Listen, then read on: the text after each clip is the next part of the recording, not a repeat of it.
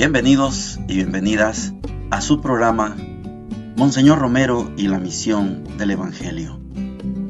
Un programa que lleva dos objetivos: conocer a Monseñor Romero y estudiar la Sagrada Escritura con un juicio crítico desde la teología de la liberación. Cada día tendremos un encuentro con Monseñor Romero y con el Dios de Jesús.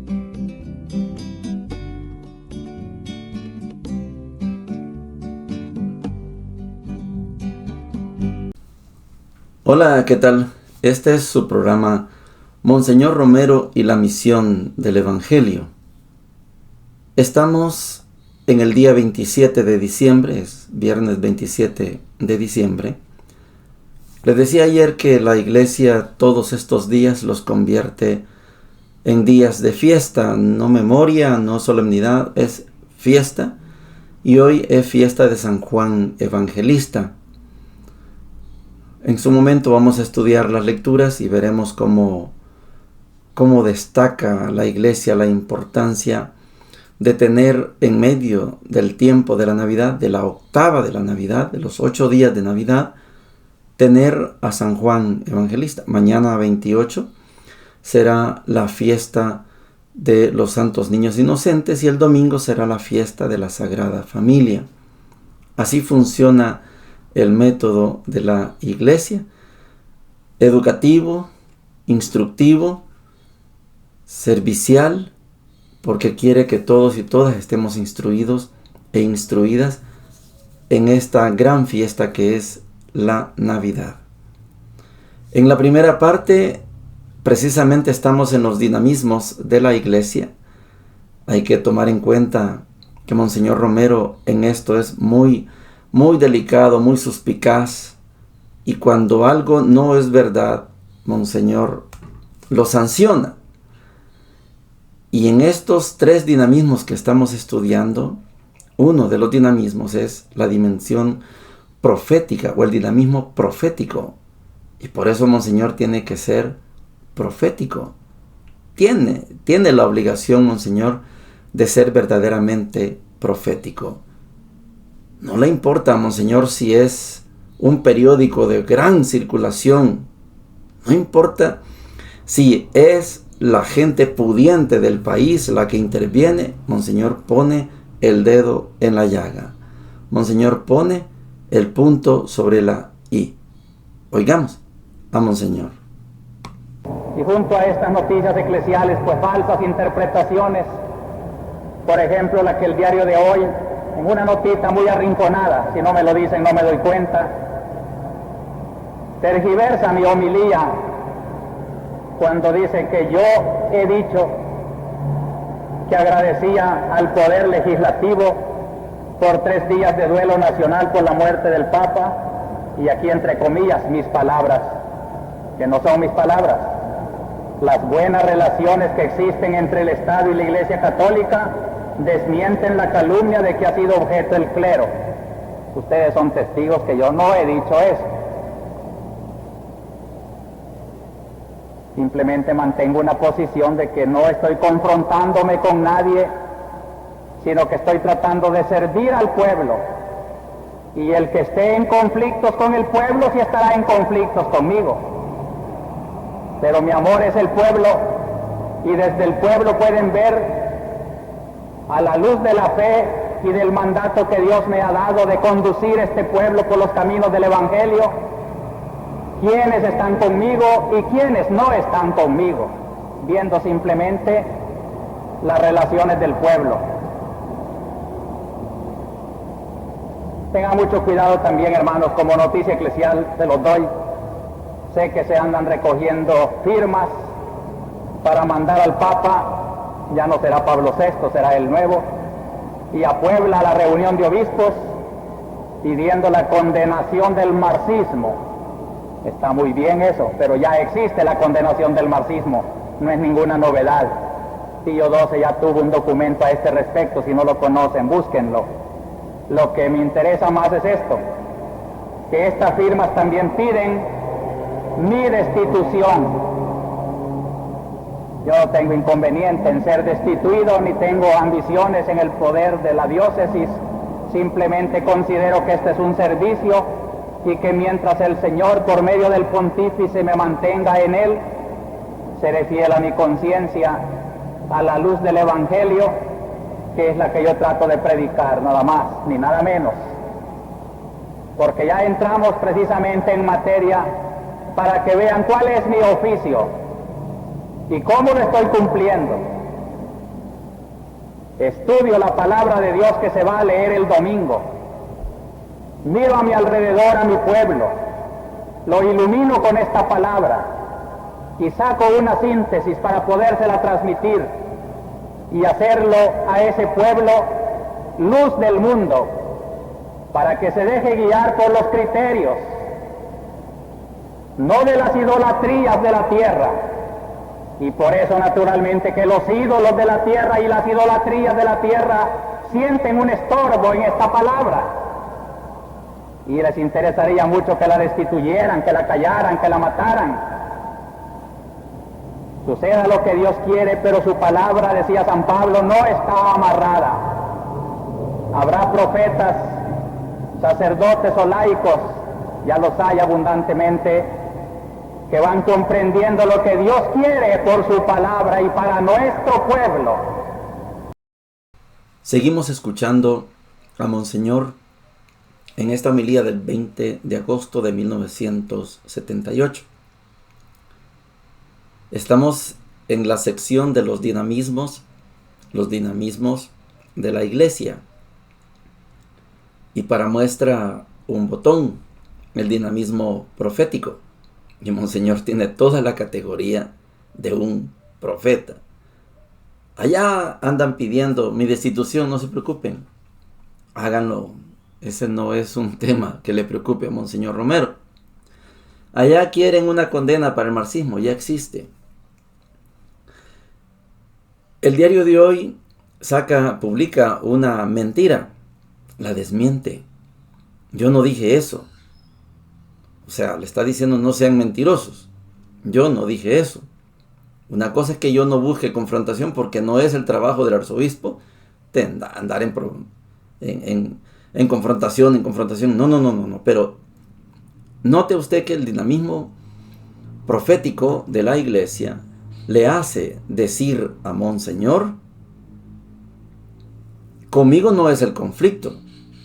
El conflicto es con el pueblo. Y si ustedes entran en conflicto con el pueblo, entonces entran en conflicto conmigo.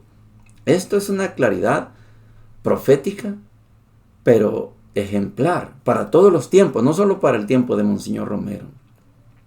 Me encanta mucho cuando hay personas que creen que Monseñor es cosa del pasado. Me encanta cuando lo dicen, porque brota de sus labios, de sus ojos, una inmensa ignorancia. Porque Monseñor Romero no es cosa del pasado. Monseñor Romero es cosa del presente. Y seguirá siendo presente. Por eso me encanta mucho la figura de Monseñor Romero como profeta de Dios, aunque la Iglesia no lo reconozca. Me encanta mucho la figura de Monseñor Romero como doctor de la Iglesia, aunque la Iglesia no le dé el doctorado. Se va a ir el Papa Francisco y si no se lo da a este Papa, quién sabe, cuando venga otro, no sabemos cómo va a tratar a Monseñor Romero. Pero usted y yo que somos del Salvador, que conocemos de su fuerza, de su enseñanza, sabemos que estamos con un profeta de Dios y con un doctor de la Iglesia, no solo con un santo, que santo en vida ya era santo Monseñor Romero. Y los humildes, los sencillos, como nos lo describe Roberto Cuellar, los pobres, los sencillos, los mendigos, lo supieron reconocer. Estamos adentrándonos entonces en esta figura de los dinamismos de la Iglesia. Y en el ámbito del dinamismo profético, ahí tenemos una muestra cómo la Iglesia, jefeada, dirigida, liderada por Monseñor Romero, está claro de decir lo que es sí y decir lo que es no. No es cierto, diario de hoy. Yo no dije eso. No me importa si me destituyen. No se preocupen por eso. Solo quiero que sepan cuál es mi trabajo. Mi trabajo es estudiar la Sagrada Escritura, entender a mi pueblo, el que me rodea, hablarle a este pueblo con la palabra de Dios, iluminarlo, aconsejarlo, guiarlo para que no se deje llevar por las idolatrías. ¿Qué más trabajo podía haber hecho Monseñor Romero? Eso es ser un buen pastor. Las lecturas para hoy, como les decía, estamos en la fiesta de San Juan Evangelista, que también es apóstol.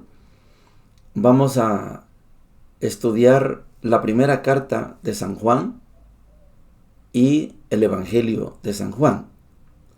Primera lectura entonces, primera de Juan, capítulo 1, versículos del 1 al 4, dice lo siguiente. Lo que existía desde el principio, lo que hemos oído, lo que hemos visto con nuestros propios ojos, lo que contemplamos y palparon nuestras manos, la palabra de la vida, pues la vida se hizo visible, nosotros la hemos visto, les damos testimonio y les anunciamos la vida eterna que estaba en el Padre y se nos manifestó.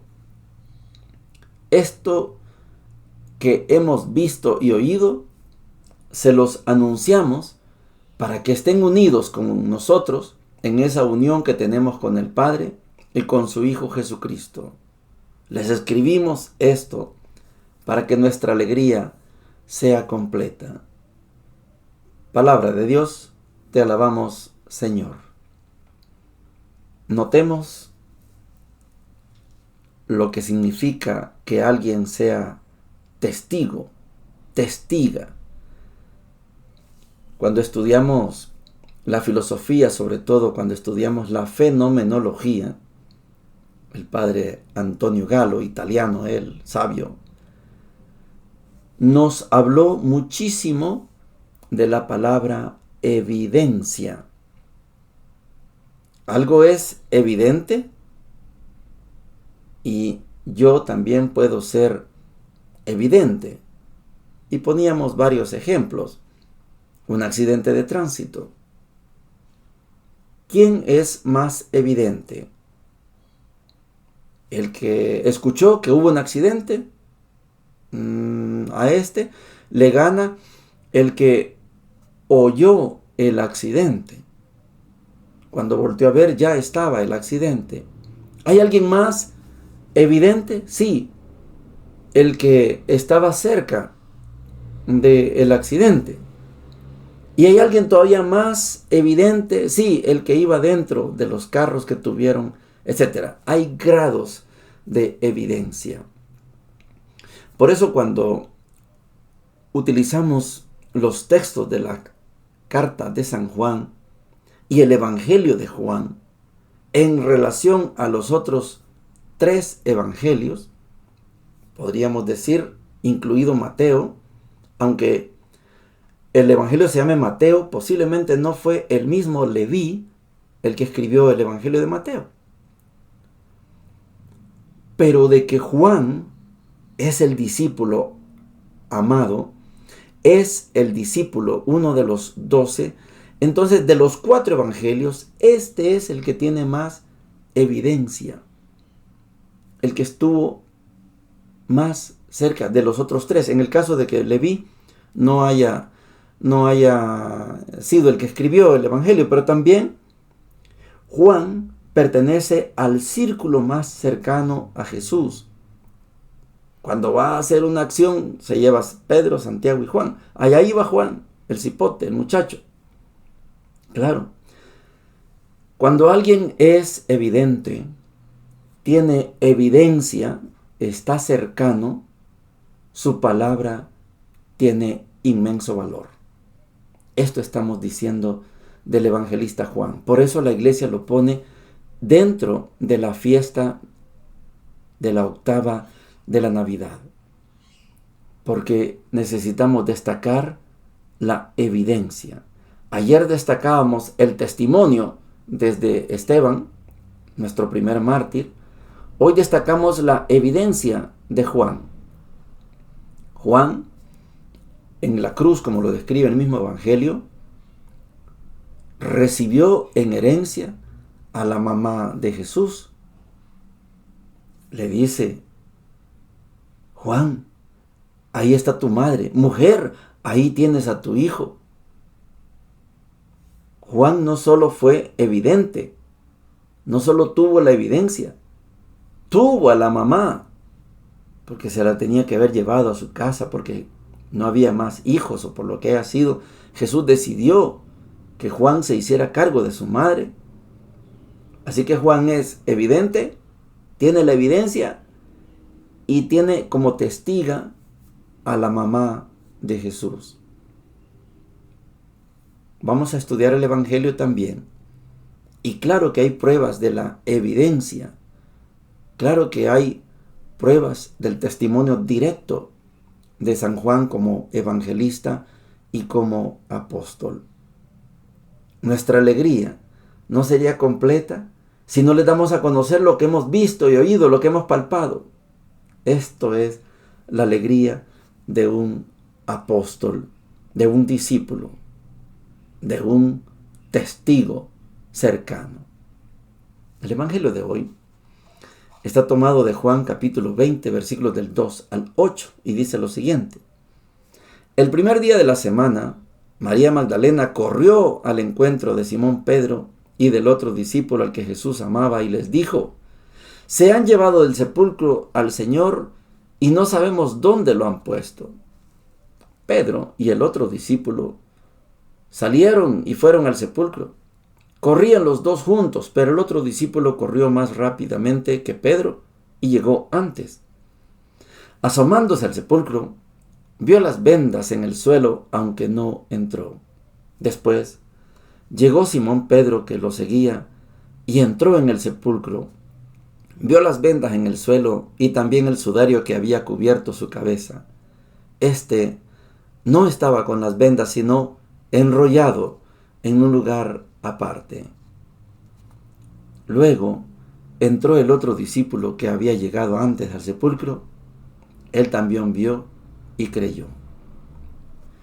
Palabra del Señor, gloria y honor a ti, Señor Jesús.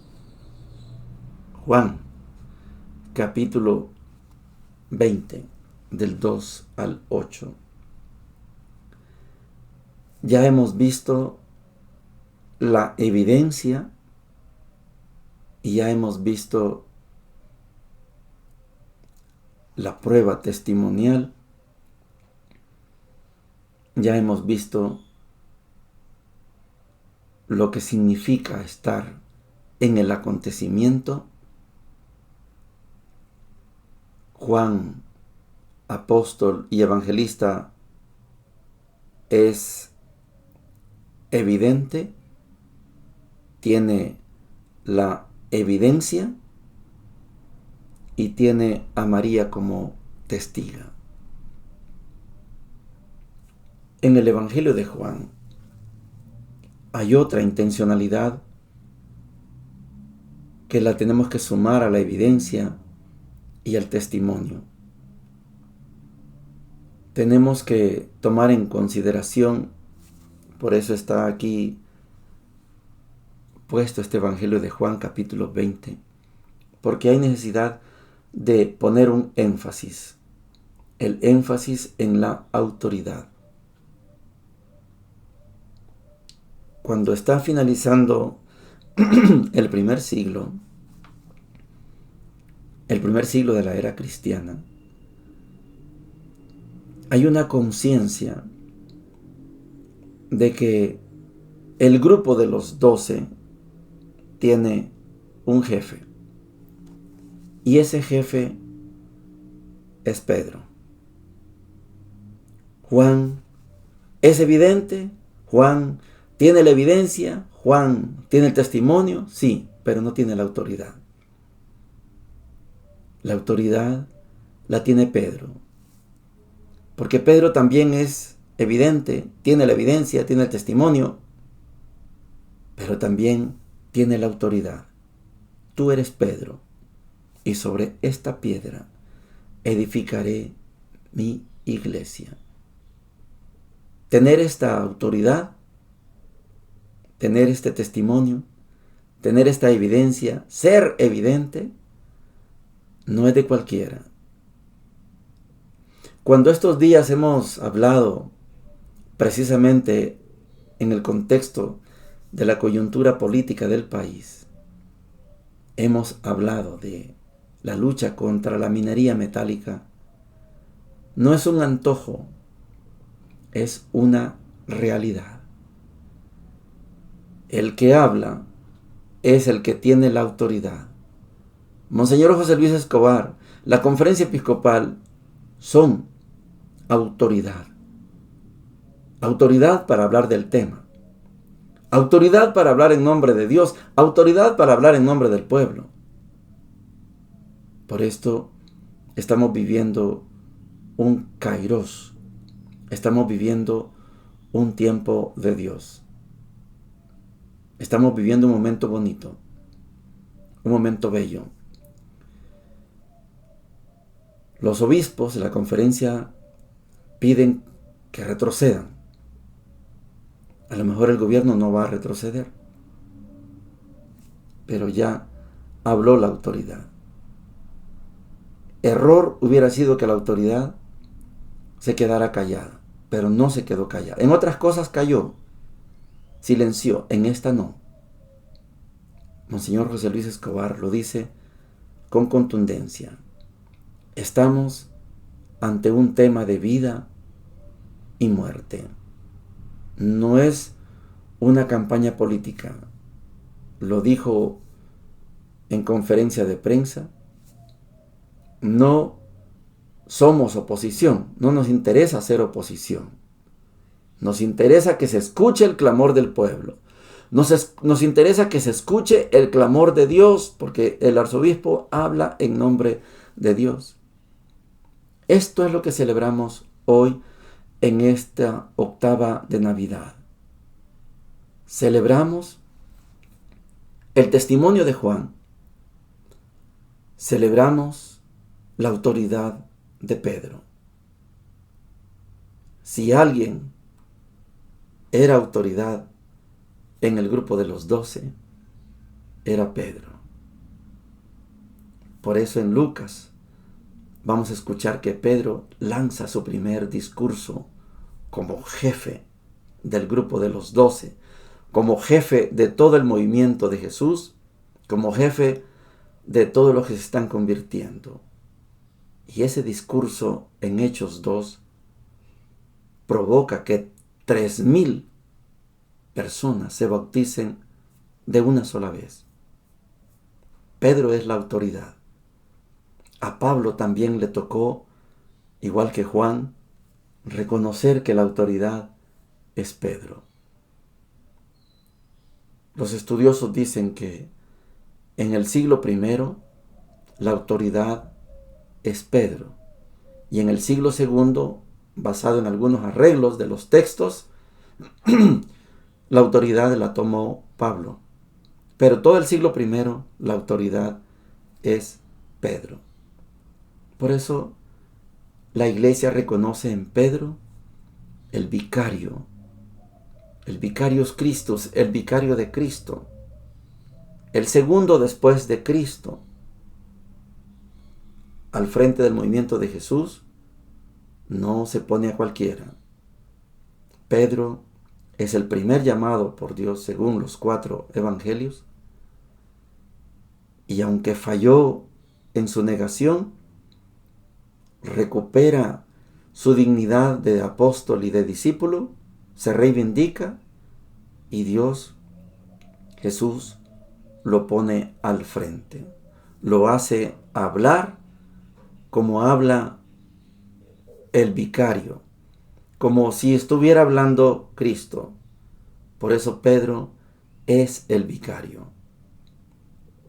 Y los papas, ya en el orden jerárquico, los papas se atribuyen el título de sucesor de Pedro, pensando que Pedro es el primer papa. Para esto hay mucho que estudiar. Yo sostengo que el Papa actual es descendiente de Pedro en orden ascendente, sí, pero en descendente no. Porque si la iglesia tuviera su sede en Jerusalén, el primer obispo de Jerusalén no fue Pedro, fue Santiago. Pero como eso quedó en el pasado y la iglesia se estableció en Roma, porque allí fue martirizado Pedro y Pablo y muchos más, entonces Pedro se constituye en el primer jerarca. En ese orden sí, en el ascendente sí, en el descendente perdemos la batalla. Sería Santiago el primer papa, pero no fue esa la decisión de la iglesia. La iglesia reconoce a el primer papa, a Pedro, porque Pedro dio su testimonio de vida en Roma y la iglesia hoy tiene su sede en Roma, no está en Jerusalén. Si la sede estuviera en Jerusalén, el primer papa hubiera sido Santiago, que es el primer mártir de los 12. Pero no, el primer papa entonces llega a ser Pedro. Bonita fiesta de San Juan Evangelista. Recordamos la evidencia, recordamos el evidente, recordamos el testimonio y también recordamos la autoridad. Cada uno en su puesto, cada uno en su lugar. La evidencia es una, pero la autoridad es otra. Roberto Cuéllar, el abogado de Monseñor Romero, muy fiel Roberto con Monseñor Romero, él que tenía la evidencia, pero la autoridad la tenía Monseñor. Roberto y otros recogían evidencias y se las entregaban a la autoridad. Por eso la autoridad hablaba con fuerza, confiaba en que lo que le daban era verdadera evidencia. Por eso Monseñor Romero en la primera parte escuchamos, con esa autoridad le dice al diario de hoy, sos mentiroso. Yo no dije eso. Es cierto que yo no estoy en conflicto con el gobierno, pero si el que tenga conflicto con la gente, entonces va a tener conflicto conmigo. Pero yo no ando buscando conflictos, confrontación. Habla la autoridad. Las evidencias se recogen y se le entregan a la autoridad. Y la autoridad es la que habla.